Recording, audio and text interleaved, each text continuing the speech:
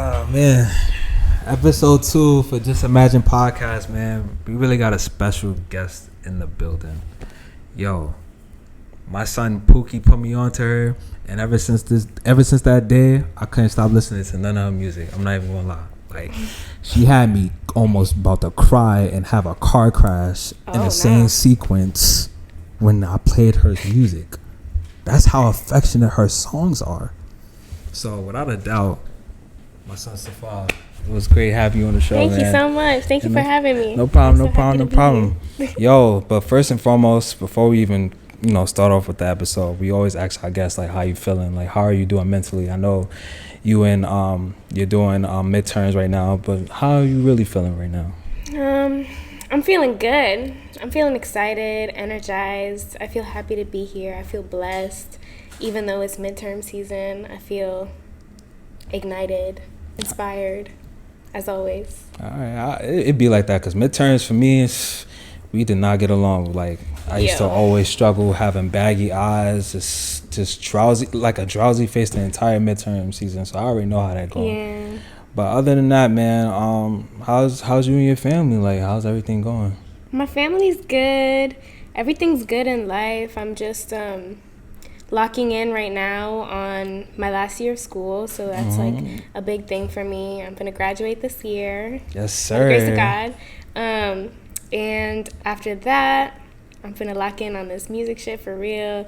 I have a couple really exciting things coming soon. Yes, sir. Some fun shows, some fun music I'm about to drop, some fun visuals. I'm always working on something, so I'm really excited about that. You got a lot of stuff coming out, man. Okay. But for us to get to know you, like, where you from? Like, where you come from? So I was born in Virginia. My family is from Sudan and Egypt. So my parents immigrated to Virginia just a little bit before I was born. And I actually grew up between Virginia and Qatar. So I moved a lot between the Middle East and the U.S. And then I finally settled in Virginia for high school. And then I moved to New York for college. How was that though? Like, you said you was moving in and out from Qatar to Virginia. Like, how was that? Like, so most of your childhood you was just moving back and forth? Yeah, it was literally like 2-year increments, like back and forth. Like 2 years in Virginia, 2 years in Qatar, a year in Virginia, a year in Qatar. It was an experience. I mean, I really am blessed to have lived outside of the country. I feel like that's an experience that everybody should have because it's like brought me so much cultural awareness and like introduced me to a lot of ideas and ways of life that I wouldn't know otherwise. So I'm very grateful for that. But moving around a lot, like as a kid, was really difficult. Like nowhere really felt like home, to be honest. But it also taught me how to like maneuver and just like stay on the go. Yeah. Yeah, that's what's up. So your transition over to moving into New York, how was that? Like, what do you feel about the city? It was like probably the most like monumental transition I think I've had. Like I said, I've been moving a lot, but moving to New York was like, I don't know, like when I moved here, it was like such a culture shock for me because I grew up very sheltered. Like I grew up in a very like modest like Muslim household. Like my mom wears the hijab. Like I grew up very away from like popular American culture because I also grew up abroad. So moving here, like I was exposed to a lot that I didn't even know about like myself and even my own culture. But I became aware of it and I was able to embrace it, and I was able to really like find myself and find what I like and what I don't like and what I want to pursue and what I don't want to pursue. And so like ultimately it's been like probably the best decision I've ever made. I mean, I definitely felt that because, living in the city, it's a lot of stuff going on at once. So it's just like, it's like they say, it's a city that never sleeps. So I definitely understand that. But since we about to transition over to music, like what got you into music? Like, what was you listening to growing up, like that inspired you to do music? It's really crazy because a lot of people ask me this question and they expect me to say like, since I make R&B, they expect me to say like the basic R&B legends. But growing up, like I really listened to a lot of like Arab music, a lot of like Turkish music. Turkish? Growing up, my mom was really into Turkish shit. She used to watch these like Turkish, like, I know in Spanish they're called like telenovelas, but I don't know what the word for it in Arabic is, but they're just like the same thing, but like based in Turkey. So I listened to a lot of Turkish and Arab music growing up, Egyptian music, Sudanese music. My dad actually was in a band. Like, I just recently found this out. I didn't know this when he was like growing up. But essentially that was the music that I listened to growing up. And then what really got me into like performing and like singing was my older sister. So it runs in the family. It runs in the family for sure. Like, everybody in my family sings or makes music to some extent.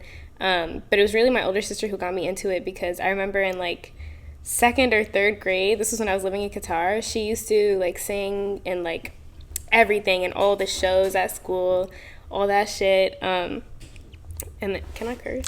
Nah, you good. Like, this is an unapologetic show. You know all right. So she used to sing and all that shit. And I remember in like 3rd grade, Beyonce Halo had just came out.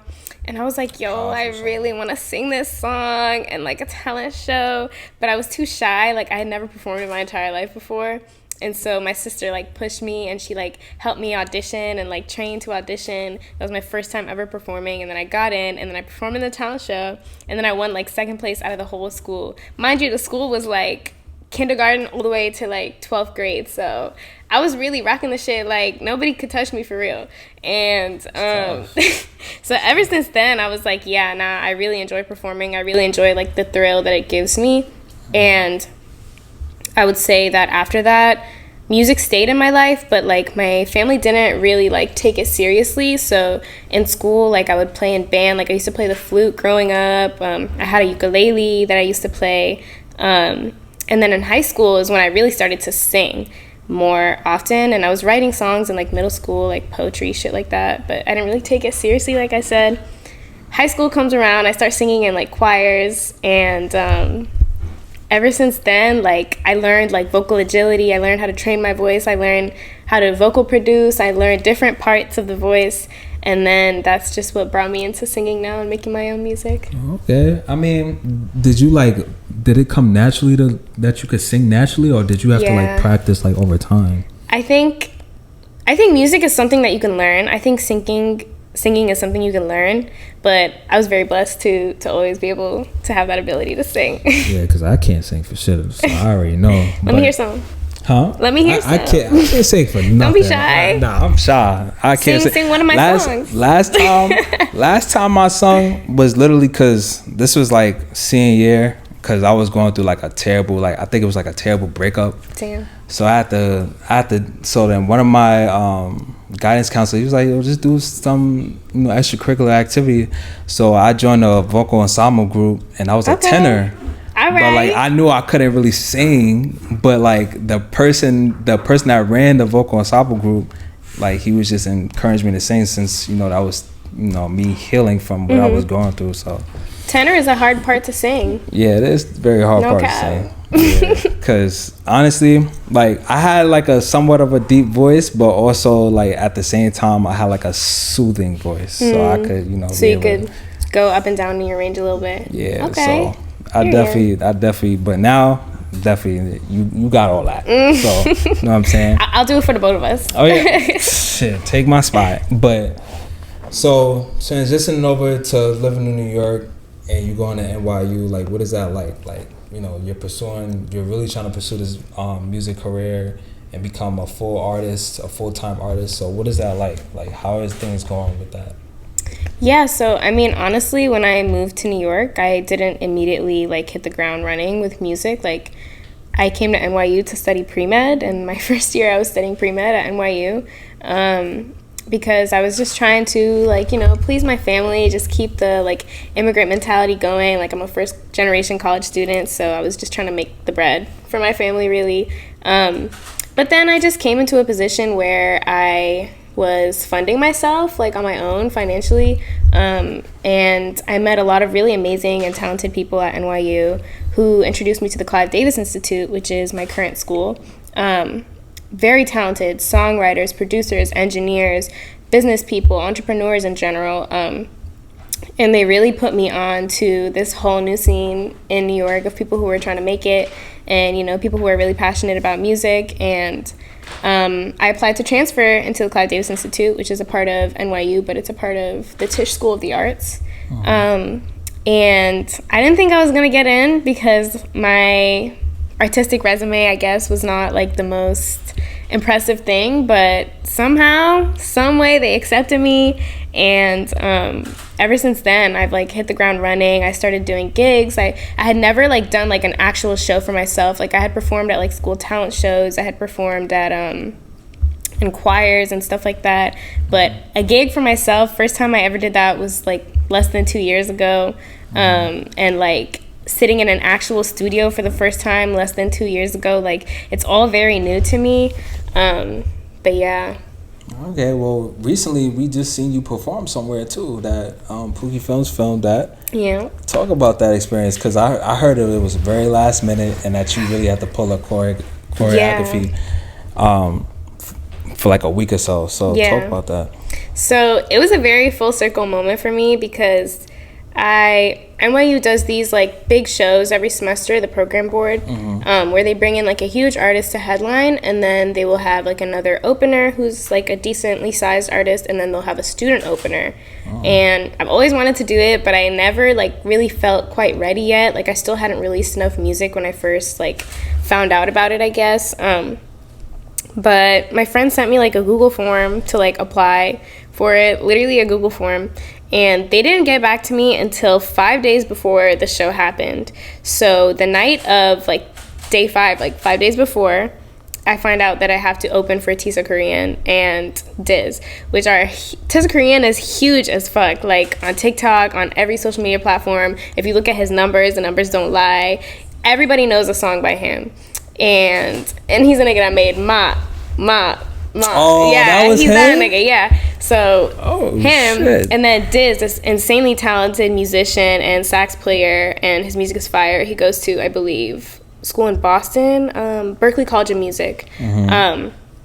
Really talented. So yeah, I find out 5 days before, and I've been doing a lot of gigs around the city. I've gigged at some really cool places like SOBs, Arlene's, Dud Berlin, everything like that. But I've always just like sang me on stage with like a track or like a band, and like I want to take my shit to the next level. And I really love dance, and I really love the way that dance can like elevate a performance. And so I thought to myself, you know what, this is my first impression to NYU, really. Like these are people that I really want to support me and stand by me, because when I graduate next year and I'm going on tour and people know who I am, I'm going to be repping NYU. So I really got to rep it right. And so I found two of my insanely talented friends, Ava and Neoma, and they both choreographed.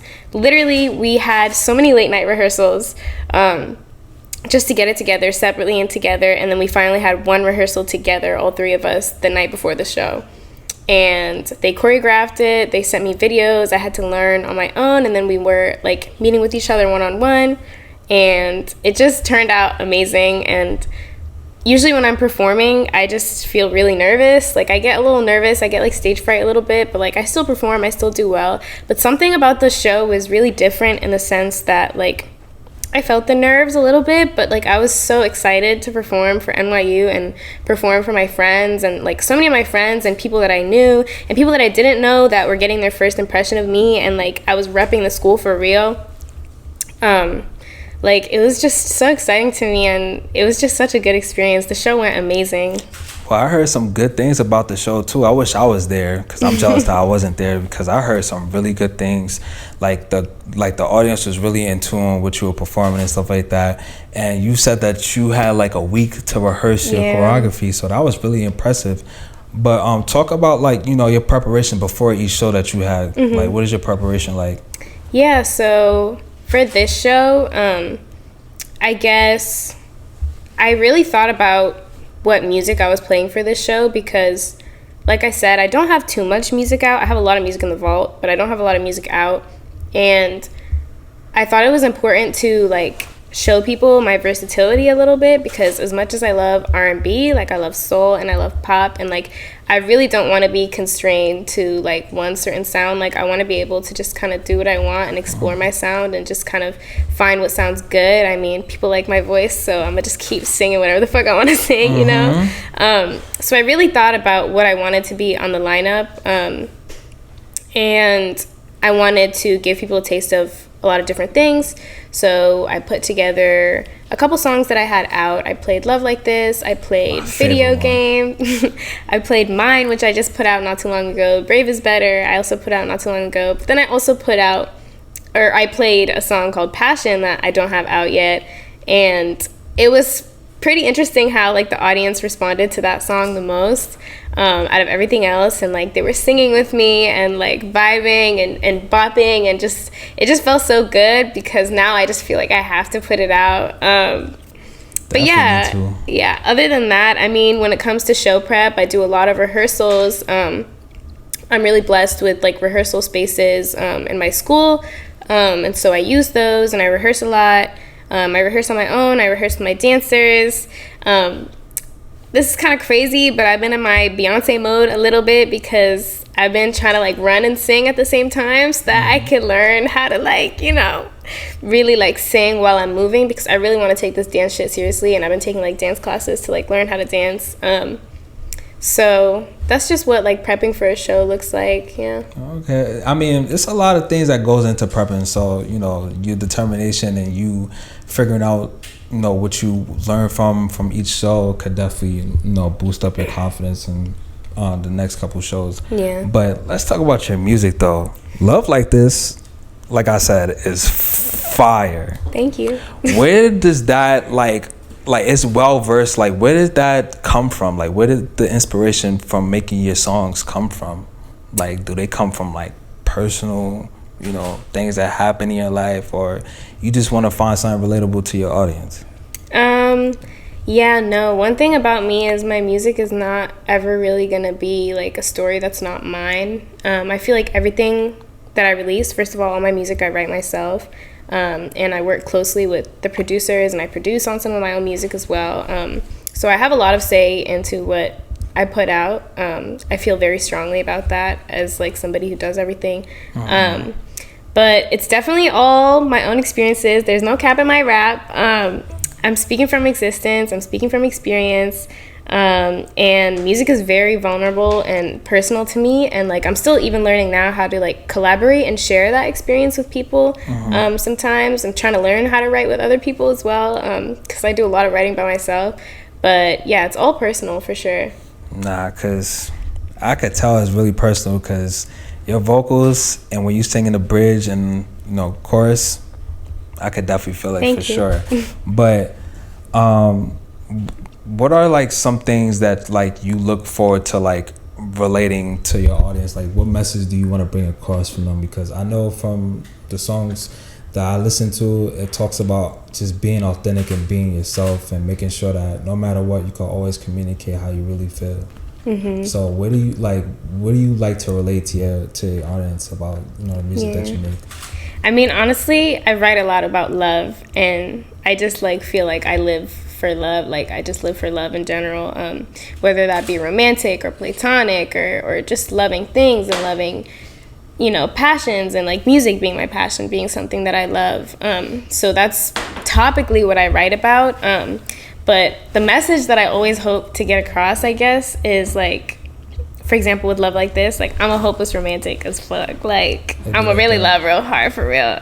Even though I try to act like I don't sometimes, like, you know, I'm really about it for real. And I just feel like it's really important these days, like to be authentic in that, and like stand by how you feel and be able to express those things. And like for me, growing up, like moving around a lot, like I didn't feel like I could speak up as much, so music became like my outlet, I guess, to speak up about my experiences. And there is where I felt safe to be vulnerable and be open and just be honest, like even if it's not the most like smart thing to say, or even if, you know, I look stupid and loving somebody who might not love me back, or like who might treat me like they don't love me back, you know, like it doesn't change the fact that I'm feeling that way, and I know I'm not the only one who feels that way. So I feel like people should have something to listen to relate to. Yeah, that's a fact, because I know for me, just like you express yourself through your music, I express myself through this podcast. Like, you know, being authentic and sharing your thoughts and your opinions about, you know, what you go through is very important, because you could affect, you know, other people by your words and stuff like that. So I definitely applaud you on that, 100%. But besides that, when can we expect a project? Because you dropped so many singles, but when are we gonna expect an EP? Because we need that EP. I know for sure. I need that EP for sure. You know, I've been teasing it for a while. I've been working on it for a while. I have a lot of music that, I have a project just kind of sitting there, but I feel like I'm just getting started. Like, I'm not really in a rush to release a project. I really want to be intentional about a project when I do release it, because I'm in it for the long run. I'm not really trying to just like blow up on TikTok tomorrow and like people know me for one song. Like, I want people to know me for my voice and like for what I'm trying to say, and like for the sound palette that I have in general. And like, I'm still exploring what that sound palette looks like too, and still developing things. And like, for example, Love Like This, I didn't release that until like 3 years after I wrote it. Like, a lot of the stuff like I keep working on for a really long time until it just feels right. And like, I really believe in like divine timing, and I also just feel like I'm not in a rush. But I mean, there's definitely things always in the works. There's definitely a project sitting there, maybe dropping in the winter, maybe. I don't know. Oh, so you're giving us a possibly. Okay. But if not, I mean, just always expect something from me, because I'm never gonna just be quiet. And if I am keeping quiet, it's because I'm working on something real big. So yeah. And we've seen that, well, from what I've seen, whenever I watch your stories, it seems like you're always in the studio. So talk about that. Talk about your writing process when you making your music. Like, what goes through your mind when you writing your music? Yeah, I mean, I live in the studio because like I go to school and it's like, my classroom is the studio. I make music in the studio. A lot of my friends make music, so we just are always there together. And when it comes to my writing process, I mean, I don't really approach it in any specific way. It comes differently every time. I just like to channel, or whenever I'm feeling most inspired is when I feel like I want to write. And so I just like to channel what is inspiring me. And I used to write like stories a lot growing up, so I will try to like write like poetry or stories in my notes app. My notes app is full of shit. And my voice memos are like full of shit. Sometimes I'll be like walking around and I will just like voice memo something, that like an idea that comes in my head, and then I'll go to the studio later that day and try to fledge it out into a song. Or sometimes I will go into the studio with nothing on my mind and I will just make something from there, make something from scratch. Or sometimes I'll hear a beat and I'll be like, I want to lay something on it. Like, there's no really like direct route or something that I do every single time. But I will say I really do enjoy like when I'm collaborating with people, starting from scratch, because I want to have a say in everything. Yeah. So it's like different versions of you. It depends on the beat. It depends on your mood. Mm-hmm. It depends on how your day is going. Okay. Yeah. That sounded really good with.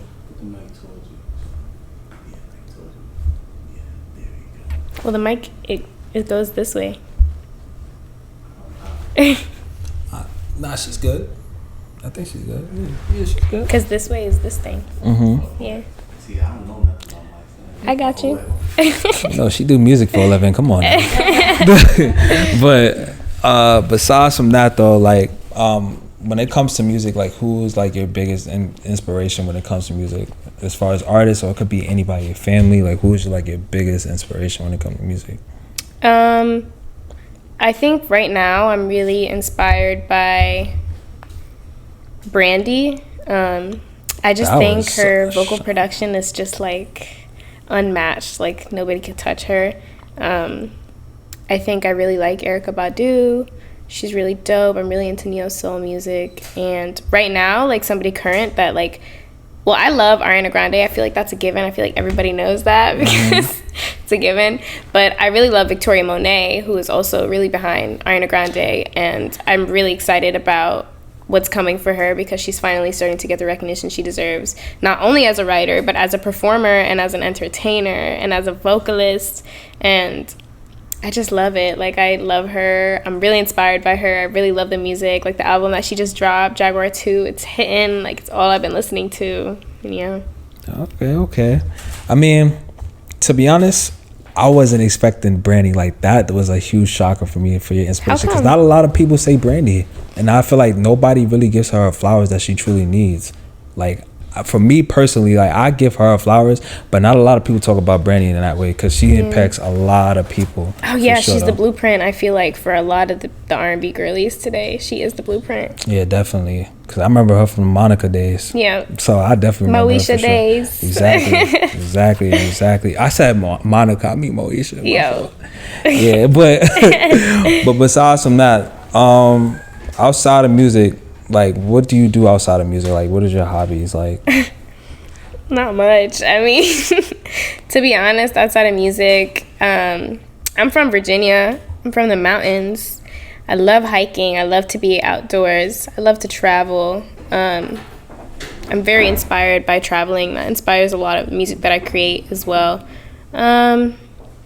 What else? I'm really into dance lately. Like, I've been really trying to learn how to dance. I've been taking dance classes. So I feel like it's always music low-key incorporated into it. But nothing wrong with that. I'm an outdoor girly for sure. I like to run. I like to exercise. I used to run track. So I love, exercise. I love fitness. I love hiking. Yeah. Okay. I mean, so you said that you did track. Mm-hmm. How did you do running track and field? I did distance. I like to run distance. I have a lot of stamina. I don't have too much speed. So even now, like, I just try to run every time I go to the gym, like a little bit of distance. But yeah, it was like a short-lived thing. I played sports a little bit growing up, but I was always more on the creative side. Like, I used to play soccer and basketball as a kid. Quickly learned basketball is not for short people. Wait, hold on.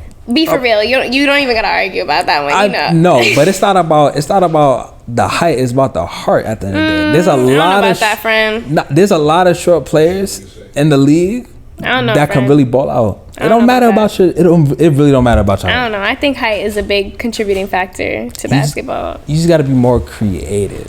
I feel like. I guess. Just are you creative? Am I creative when it comes to basketball? Ball? Yeah, I ball. All right. So are you creative? Yeah. Are you good? Are you nice with it? I'm alright. I don't play like how I used to play, but all I'm right. Right. Don't look at me like that. Are you in the league? Am I in the league? Alright, you got me on that. You got me on that. Alright, but I had dreams and aspirations to be in the league, but Okay, let me not violate too much then. Think I'm hitting a little close to home. No, not at all. But I see that you're really into fashion, because I'm not gonna lie, the outfit that you have on is really tough. Like, thank you. Where did the inspiration come from when it comes to your fashion? Like, what is your thought process when putting on a fit? Honestly, like, I'm really inspired by streetwear and like me too. Early 2000s fashion. I'm really inspired by that. But I will say I always dress for comfort. 99.9% of the time. Only time you see me in like a dress or some shit is like for a show or for like an event or whatever. You don't like wearing dresses like that? I'm not really much of a dress and heels kind of girl. I'm really like a sneakers kind of girl. I'm not gonna lie. So you're like a tomboy. It's not like a girly girl. A little bit, Ain't nothing wrong with that. There's nothing wrong with that. I think I could pull it off well. But every now and then I like to be a little girly girl, do my little 1-2 with the dress or whatever. But most of the time I'm just dressing comfortably. Okay. When it comes to like, are you like a sneakerhead? A little bit. I have my little phase, but not really. Okay. I mean, I see that you're wearing ones right now. Are you into like ones and stuff like that? Ones are cute. I have a couple ones, but I feel like spending money on shoes. I just feel like spending money on music or food is better. Oh, so you more like a foodie girl type of person. Yeah. You just spend money on foodies and stuff like that. Yeah. Oh, I feel you. We eat good over here. Yeah. I'll talk your shit, twin. Yeah. All right, so since you talk about food, right? So if a guy's take you out on a date, where do you expect him to take you? If you had to choose restaurants for him to take you to. So I like to leave it up to a nigga to find out, what I like. Surprise me. I'm a really big Thai girl. I love me some Thai food. Love me some Indian food. I love ethnic food, Mediterranean. I think it's kind of a red flag if you take me to like an Italian place as a first date, because What? no offense to the Italians or whatever, but it's just like such a go-to, so easy. Like you didn't even think that hard. Like there's 5 billion creatively. You see me, a creative person, clearly a little ethnic, you know, take me somewhere where I'm gonna get a little flavor, you know? So Italian food don't have flavor in it? Italian food got like minimal flavor. Minimal flavor? Yeah. You haven't been to the right spot, because ain't no way. I mean, like when I'm talking about seasonings, I'm talking about like I'm African, so all I know is spicy shit, and Italian food is not really spicy. It's not really spicy, but it's still it's good. I'm a bust down. I'm a trust and believe. I'm a bust down some pasta. I'm a bust down whatever, but it's just like not creative. So if a guy takes you to an Italian spot, what you gonna do? You gonna leave? I mean, I'll still bust it down, but I'll think, you know, like how much effort did you put into this? Okay. All right. Question I have for you, for me personally, is so if a person is trying to get to know you, like what is like some things for you to like express to them who you are as a person? Like who are you? Okay. Get to know me just in general? Yeah. Okay, who am I? Damn, I mean, like I'm trying to figure it out, nigga. Like if you was meeting yourself right now, like who are you? Who am I? I'm Safa. I'm singer-songwriter from Northern Virginia. I love all things music. I love love. I love being black. I love living in New York. Sometimes. Hustling can get a little exhausting sometimes, you know? You gotta hustle to live here. And I'm from the burbs, so I'm still getting used to it. But yeah, I mean, those are the basics. If somebody's really getting to know me personally, they gotta dig deep for real. Okay. And second question I have is, since you talk about love so much, what do you look into as far as like loving somebody or them loving you?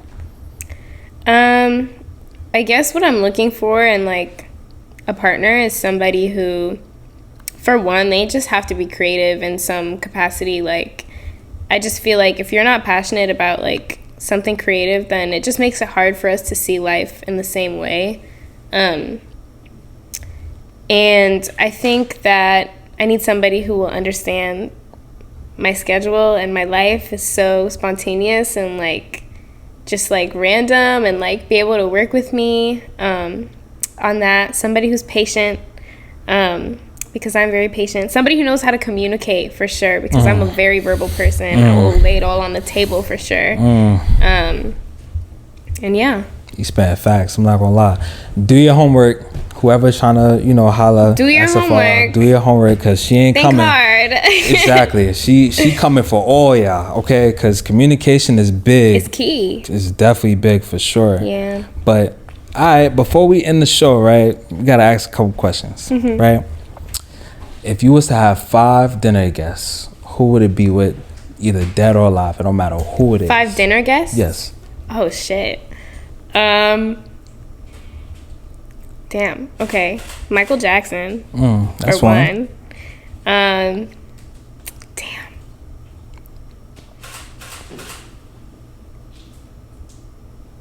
It could be anybody. Anybody.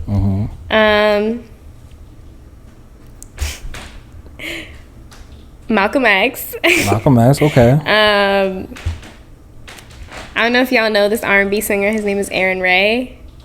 I want him real bad, so he could take me out whenever. Oh. If he's watching this, Aaron Ray, I want you. Oh, shit. Talk your shit, twin. Who else? Rihanna. Okay, I just love Rihanna. I just love Riri and everything about her. Well, hopefully you get a collab with her. Oh, hell yes. What? It's Fenty on my lips, Fenty on my skin, Fenty everywhere. Fenty everywhere. Love her. Okay, that's 4. We got one more. Damn. It's making it scary now, the last one. I would say like my late grandma that I never got to meet. And my late grandpa that I never got to meet. Okay. I would love to take them both out. Well, that's 6, but they could count as 5. Yeah. 5 in my head. They're a unit. All right, that would be an interesting one. That'd be a very interesting one because you have Malcolm X that could give you like real game. You got somebody that make music, so you know, and in the makeup industry. So you know what I'm saying. Next question would be if you was to collaborate with any 5 artists, like who would it be and why? 5 artists. Okay.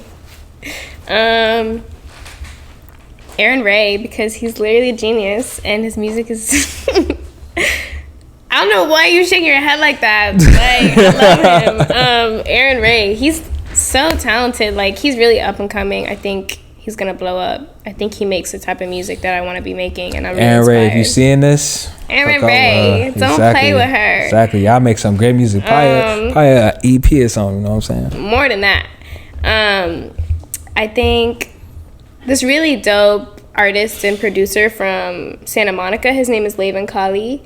He makes really dope funk. He just produced on Beyonce's recent album. He makes like funk, soul, R&B. He's really dope. Who else? D-Mile, insane producer, has worked with like Lucky Day, Victoria Monet, India Shawn, like anybody big in R&B, he's worked with them, and he's just so phenomenal. I know it's not part of Vaughn, but anybody local? Local, like in New York? Anybody local, like a up and coming artist? Okay. Will you put me on the spot?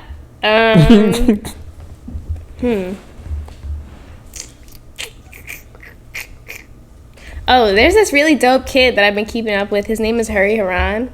He's really dope. Yeah. I would love to get in the studio with him, see what's up. I like his little song, Beyonce. He's fire. I've been keeping up with him, yeah. Who else? Victoria Monet, Ariana Grande, my girls. Like, I really want to make music with them. I want to write for them. Well, you know, if they see this, or you know, if they swing past your post, because you know it's all about algorithm, they definitely gonna tap in for sure. Because you tap got a beautiful in, ladies. voice. I love you here. You're gonna love it here. Of course. And lastly, but not least, right? If you had a message to send out to somebody that's like an upcoming artist or an entrepreneur or anybody, like what message would you give to them?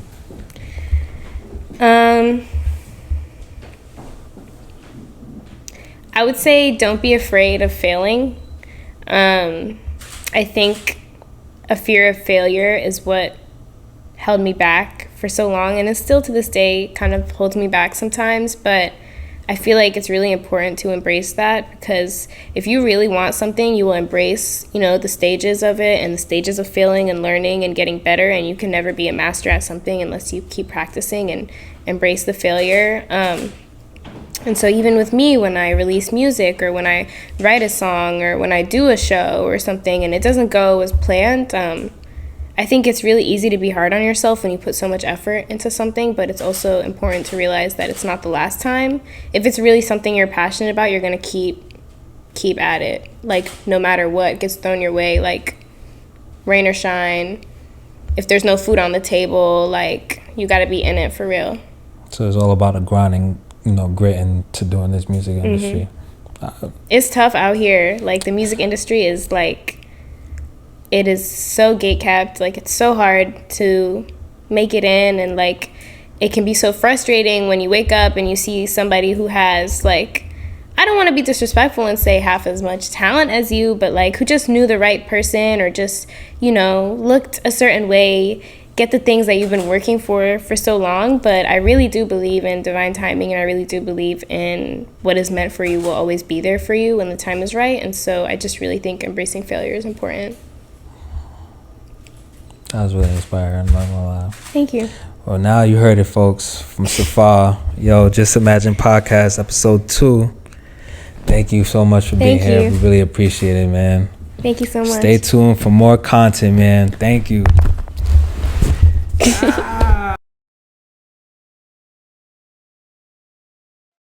Nice.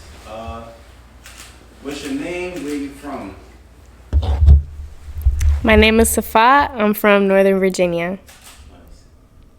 All right. The question we're gonna ask you today is: what are 5 essentials that you go daily with, or you can't live without?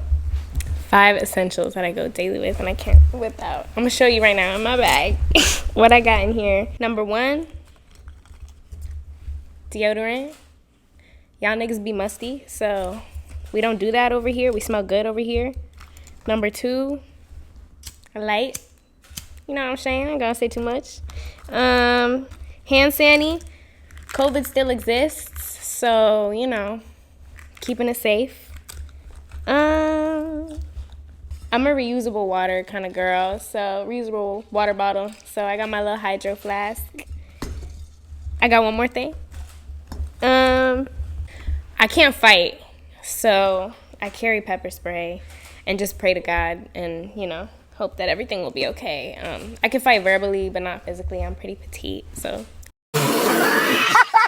Put everything on the table.